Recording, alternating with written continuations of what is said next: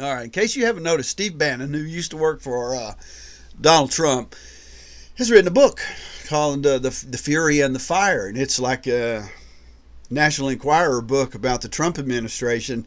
And Donald did not know Steve Bannon before he met him.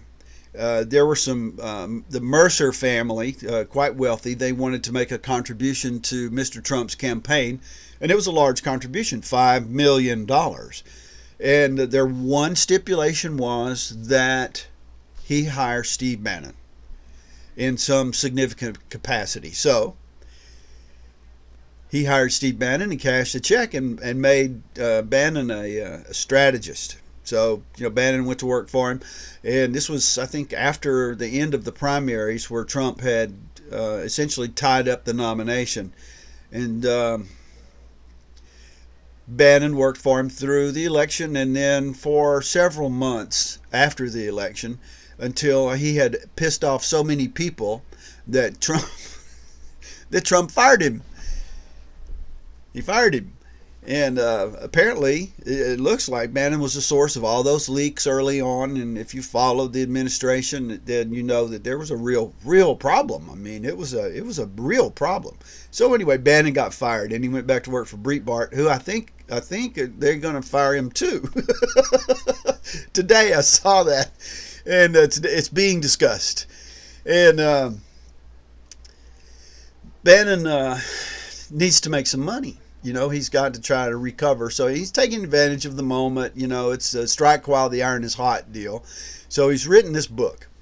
And he got a cease and desist order from Charles Harder. He's an attorney that works for President Trump. And Harder accused him of actual malice. And malice is a very strong word. And actual in front of it makes it even stronger. Malice is when you harbor an intense hatred towards someone. It's evil. It's fundamentally evil. It's dark. It is. You want to cause harm. You're boiling inside. Actual malice is what Harder used. And what Bannon has done in the introduction of his book. This is in the introduction of his book. It says that it states right there in the introduction that the book contains untrue statements. He could have said, this book is a pack of lies.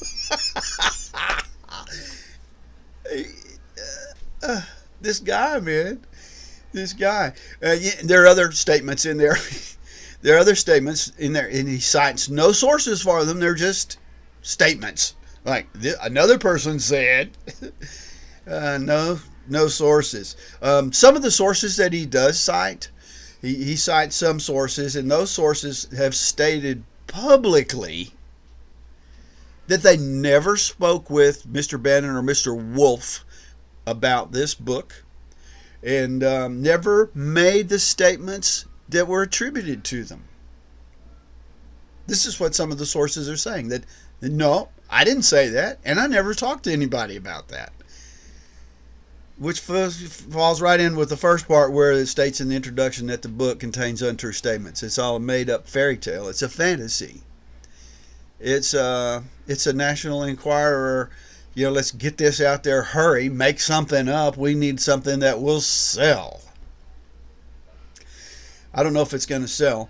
And, there are other sources quoted that are, they are believed to have no personal knowledge of the content of the question. They have no personal knowledge of, like if I ask you a question about, rocket fuel, and you give me some kind of answer, and I say, well, and this person said that it will explode if the sun shines on it. Like, how would you know? I wouldn't know either. We don't know anything, but we're not rocket fuel chemists or anything like that.